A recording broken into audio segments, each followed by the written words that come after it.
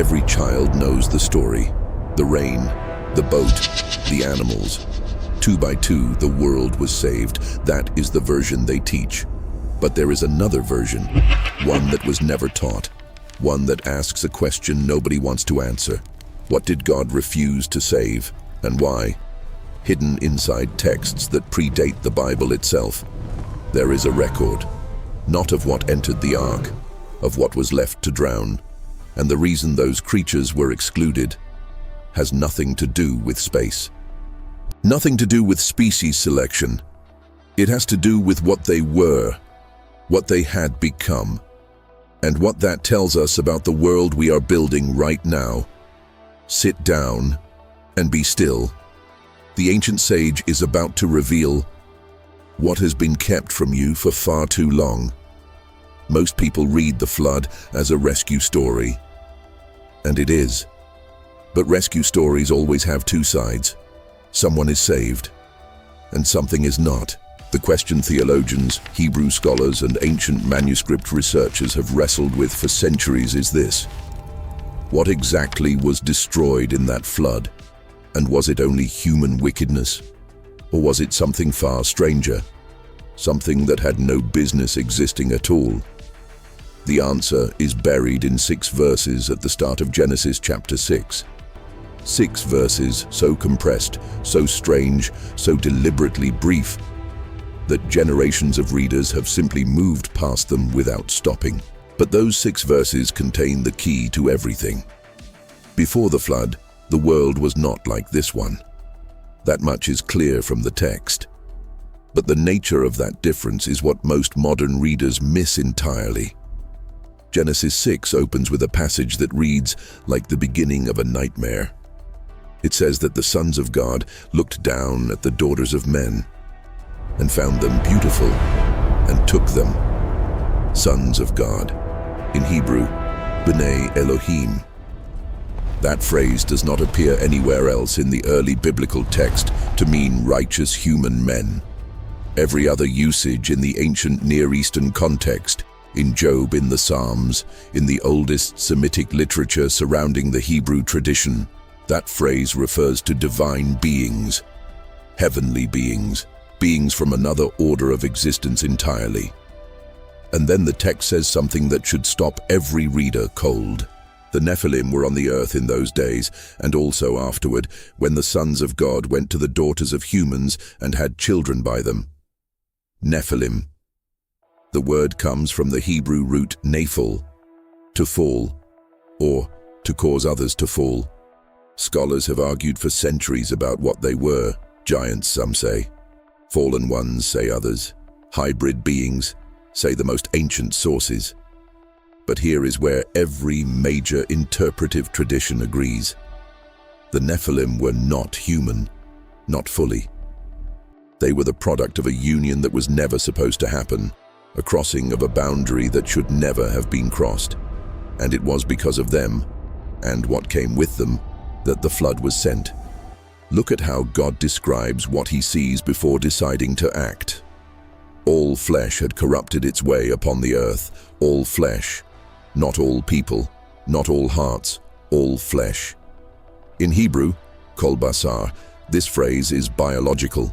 It refers to living tissue, to the physical substance of the created world. The corruption God observed before the flood was not merely moral.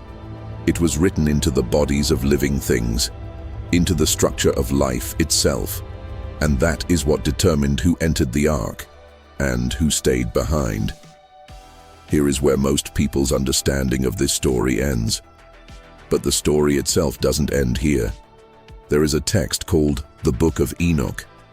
It was not included in the standard biblical canon, but fragments of it were found among the Dead Sea Scrolls, manuscripts copied and preserved by Jewish communities centuries before Christ.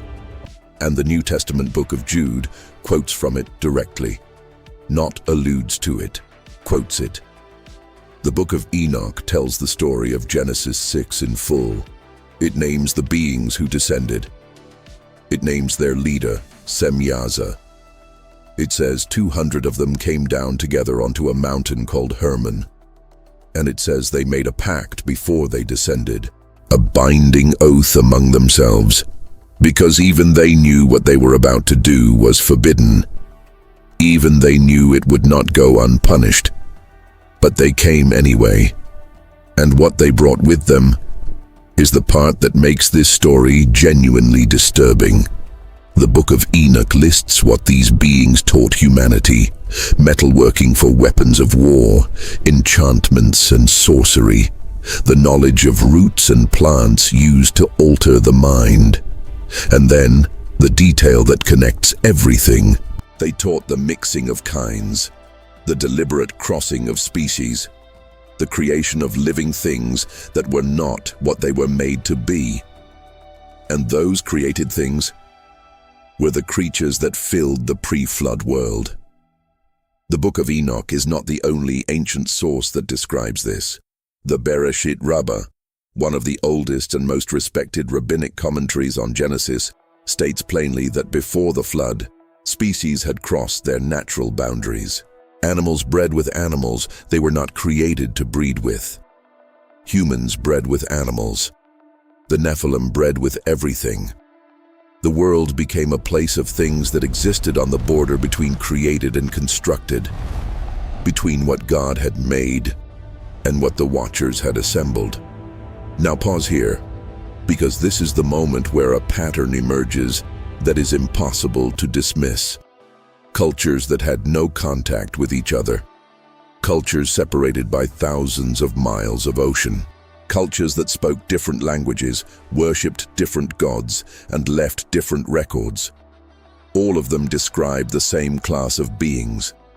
Mesopotamia had the Apkallu, fishmen who brought forbidden knowledge before a great flood. Egypt enshrined animal-human hybrids as divine. Greece had centaurs, minotaurs, the chimera. Sumer had the Lamassu, bull body, eagle wings, human face. The same categories. Across every major ancient civilization, on every major continent. The explanation the Book of Enoch offers is not comforting. It says these creatures were not mythology. They were memory. That the pre-flood world was a world of experiments, where the walls between species had been deliberately demolished, where what God had separated in the act of creation had been forced back together by beings who knew exactly what they were doing. And when God looked at that world, he did not see wickedness the way we picture wickedness. He saw a creation that had been disassembled. He saw order replaced by chaos. He saw the categories of life, the very structure of what he had called good, broken apart and rearranged. And he decided to start over. Now read the instruction God gives to Noah with fresh eyes. Bring into the ark two of every kind. The Hebrew word translated as kind is min. It is the same word used in Genesis 1 when God creates animals after their kind. God is not telling Noah to save animals. He is telling Noah to save animals that are still what they were created to be. Animals that have not been crossed, not been altered, not been corrupted at the level of their flesh. The implication is unavoidable. There were creatures in that world that were no longer what they were made to be. Creatures that had been modified, blended, changed at the most fundamental level. And those creatures had no place in the world God was rebuilding. Not because he hated them, but because they were the very problem he was washing away.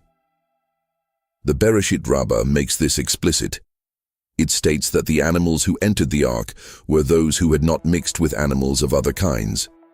That those left behind were precisely those who had crossed the boundaries of their created nature. And then it says something that lands like a stone dropped into still water. Among those left outside the ark were also the offspring of the Nephilim, the hybrid beings, half human, half something else. Because they did not belong to the world God was preserving. They belonged to the world that needed to be unmade. But here is where the story takes a turn that most people never see coming. If the Nephilim were destroyed in the flood, why does the Bible mention them again afterward? Genesis itself says, the Nephilim were on the earth in those days. and also afterward. Also afterward. How? The Book of Enoch offers an answer that is simultaneously logical within its own framework and deeply unsettling. It says the bodies of the Nephilim died in the flood, but the spirits did not, and those spirits had nowhere to go. They were not human enough to go where human souls go. They were not divine enough to return to the realm of the heavenly. So they remained, suspended between worlds, wandering the earth. The text gives them a name that echoes through every tradition that followed: unclean spirits.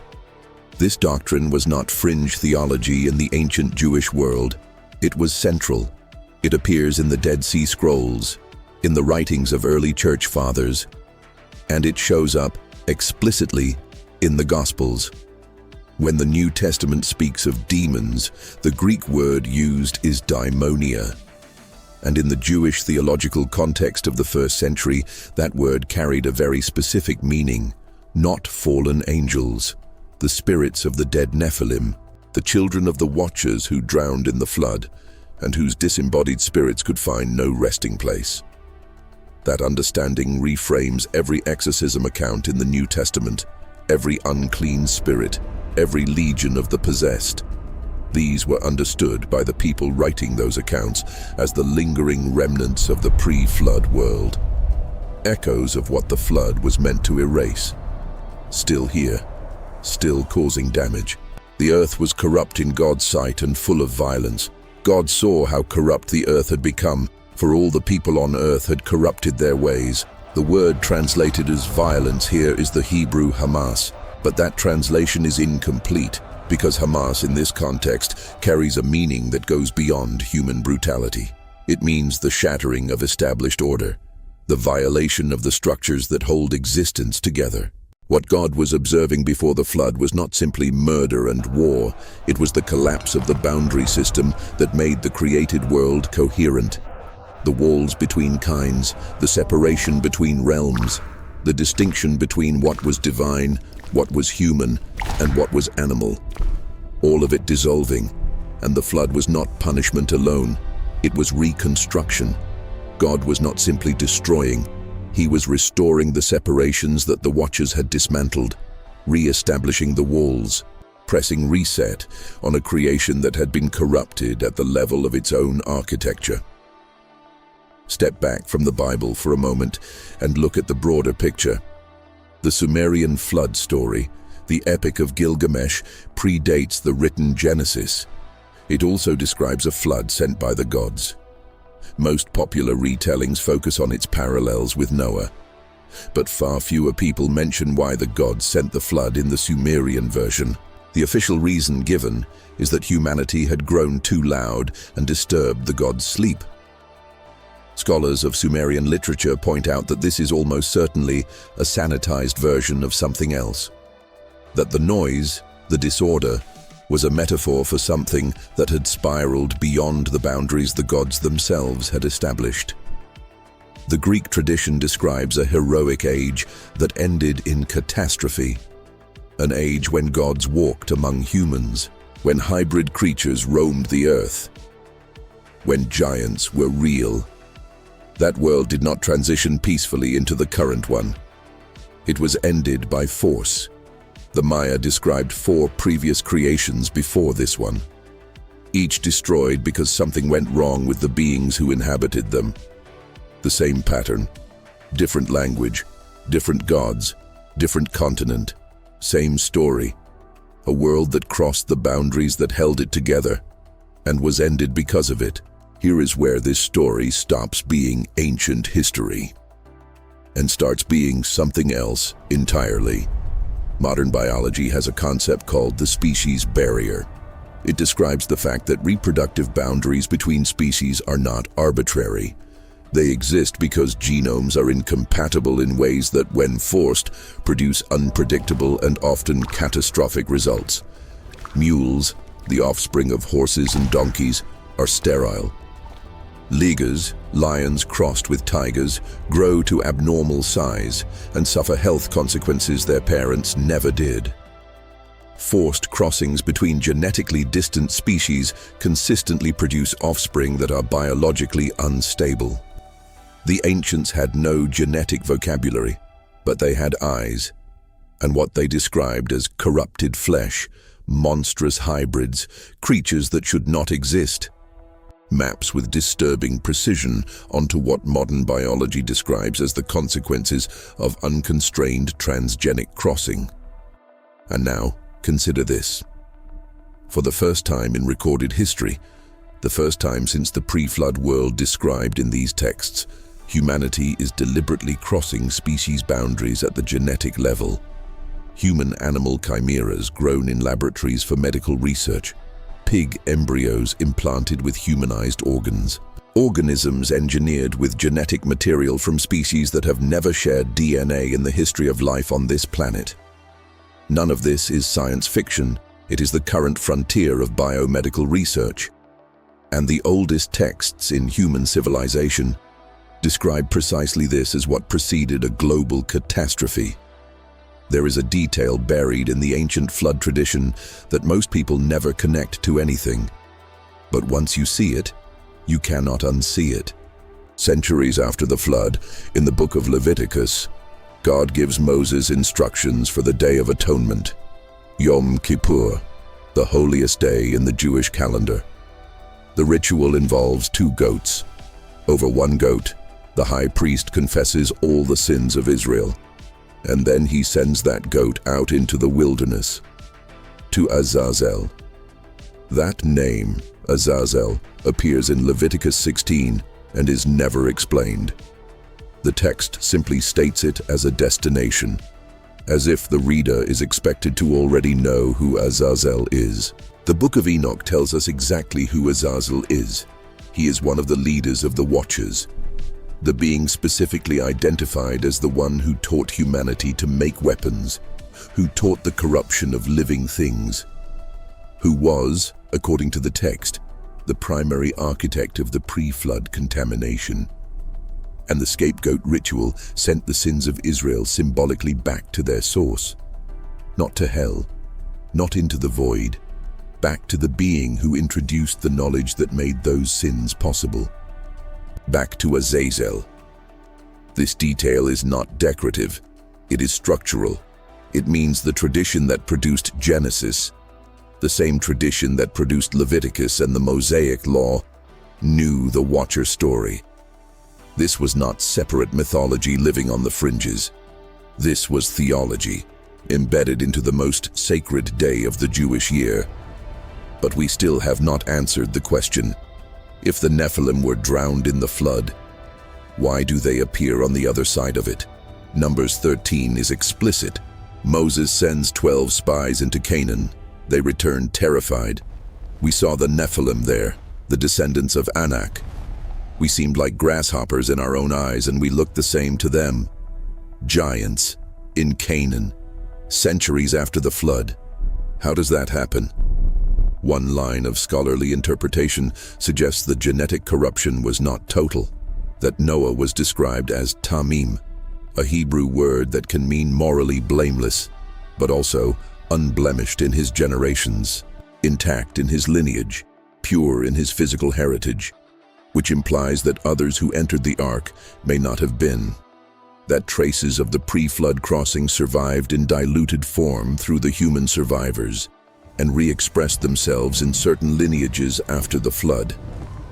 A second tradition, found in the Book of Jubilees, says that Noah actually petitioned God to destroy all the unclean spirits after the flood.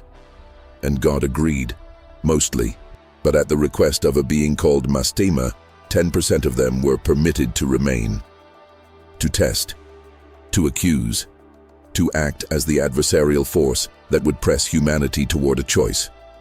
Either way, the ancient record is consistent. The pre-flood world was categorically different from the one we inhabit. It contained beings that no longer exist in visible form. The flood was the mechanism by which that difference was erased, and the erasure was not complete. Echoes remained, in lineages, in spirits, in traditions, and in texts that refused to be forgotten. We have arrived at the center. The reason that disturbs, not the disturbing reason that God banned corrupted creatures from the ark. That part by now makes a kind of terrible sense. You do not reintroduce into a restored world the very thing that destroyed it. The disturbing reason is what lies underneath all of that. The reason the corruption happened in the first place. The oldest texts do not describe the Watchers as reckless. They describe them as purposeful, intentional, strategic. The corruption of all flesh, the crossing of species, the creation of Nephilim, the filling of the world with hybrid beings, was not an accident of forbidden desire. It was a campaign. And the target of that campaign was one specific thing: the bloodline. Because before the flood, before the Watchers descended, before any of this, there had been a promise made in a garden to a woman and to a serpent. I will put enmity between you and the woman, and between your offspring and hers. He will crush your head, and you will strike his heel. That was the first promise ever spoken after the fall. A descendant of the woman would come, and that descendant would crush the serpent's head. Now consider what the corruption of all flesh would accomplish. If every human bloodline was contaminated with Nephilim DNA, if there was no longer a purely human lineage left on earth, then the promised descendant could not come. The seed of the woman could not exist, because the woman's seed had been replaced by something else. The flood was not simply a judgment on wickedness. It was the protection of a promise. It preserved the one man and the one family whose bloodline was still intact, still Tamim, still what it was created to be, so that through that family, through that unbroken line, what had been promised in the garden could still arrive. The flood was not the end of the story. It was the protection of the ending. And so we arrive at the present, and a question that the ancient texts never had to ask, because the technology to ask it didn't exist. What happens when we do what the Watchers did?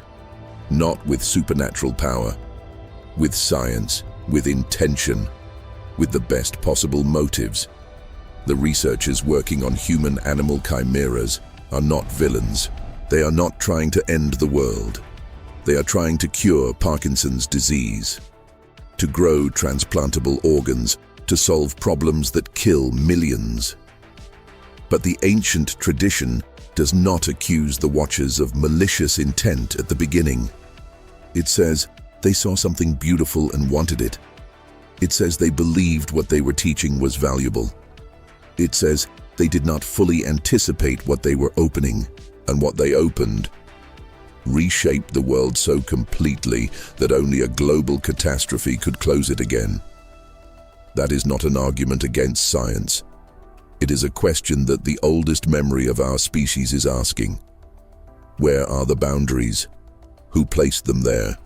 And what happens, not to the technology, but to the world, when we decide they no longer apply?